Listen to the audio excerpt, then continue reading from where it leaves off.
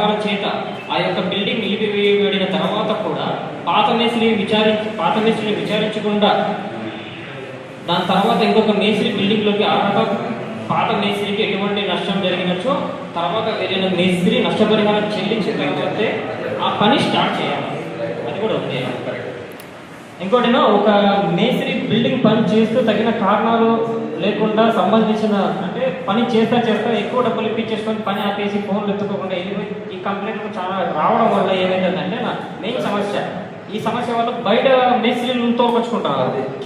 ఊళ్ళో మేస్త్రీలను పని చేయనివ్వకుండా బయట మేస్త్రీలను తోలుకొచ్చుకొని పనులు చేసుకుంటారు. ఇంటి ఓనర్లు ఏమనంటే ఇదే సమస్య చెప్తారు. పోవయ్యా మీరు మంచిదే ఉంది అసోసియేషన్, మీ వాళ్ళే సరిగ్గా లేనప్పుడు మరి ఇక్కడ మీ మేస్త్రీలు సరిగ్గా లేనప్పుడు మీరు తోలుకొచ్చుకోక ఏం చేస్తాము అనేసి అంటున్నారు. ఇది కూడా అందుకే ఇందాక నేను ఏమన్నా బయట వచ్చినా కూడా మన పర్మిషన్ ద్వారా మన కిందే పని చేయాలి. ఇంకోటి మెయిన్గా సమస్య వస్తుందన్న ఏమైందంటే బిల్డింగ్ కాంట్రాక్టర్లు ఇంజనీర్లు మెటీరియల్ కాంట్రాక్ట్ తీసుకున్న వాళ్ళన్న పనులు చేయించుకుంటాను కానీ పేమెంట్లు ఇవ్వడం లేదు. అది చాలా సమస్యగా అవుతుందన్న. బిల్డింగ్ కాంట్రాక్టర్లు అందరినీ 10వ తేదీన మీటింగ్ రమ్మని చెప్తున్నామన్న. మొత్తం అందరూ వస్తారు. మనం ఏం రేట్లో వాళ్ళకి ఇద్దాం.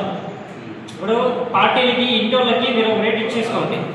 ఈ కాంట్రాక్టర్లు ఉంటారు కదా, కాంట్రాక్టర్ ఇంజనీర్లకి కొంచెం రేట్ తగ్గించి ఇద్దాం. ఎందుకంటే మనకి కంటిన్యూ పని చెప్తారు కదా, వీళ్ళకి ఈ రేట్ ఇద్దాం, ఈ రేటు ఫిక్స్ చేద్దాం. వీళ్ళకి ఒక్కొక్క కాంట్రాక్టర్ ఒక రేట్ వద్దు, అందరి కాంట్రాక్టర్లకి ఒకటే రేటు ఇచ్చేద్దాం.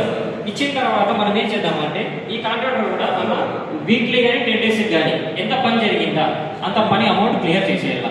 ఈ కాంట్రాక్టర్ ఏంటంటే ఈ బిల్డింగ్ పని ఏమైందంటే మనం 4వ బిల్డింగ్ వరకు కూడా పేమెంట్ రావడం, ఈ బిల్డింగ్ పని డబ్బులు వచ్చింది 4వ బిల్డింగ్ కూడా పేమెంట్ రావడం లేదు. ఇది చాలా ఇబ్బంది అయిపోతుంది అన్న. ఇది కూడా ఇది కాంట్రాక్టర్ అందరినీ కూడా పిలిపిస్తాము. మీరు ఒకసారి రేట్లు అనేది మనము దానికంటే ముందు మనం రేట్లు ఫిక్స్ చేసుకుందాం.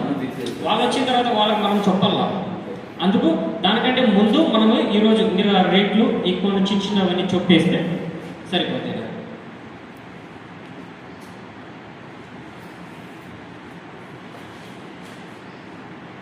ఇంకోటన్నా ఈ మనకి ఇప్పుడు అసోసియేషన్ రిజిస్ట్రేషన్ అయిన తర్వాత కూడా ఏ ఇంటి ఓనర్ కానీ డబ్బులు ఇవ్వకపోయినా ఏం చేయనా కూడా చట్టపరమైనది మనం ఇప్పటి నుంచి మనం యాక్షన్ తీసుకోవచ్చు. ఇప్పటి నుంచి మనం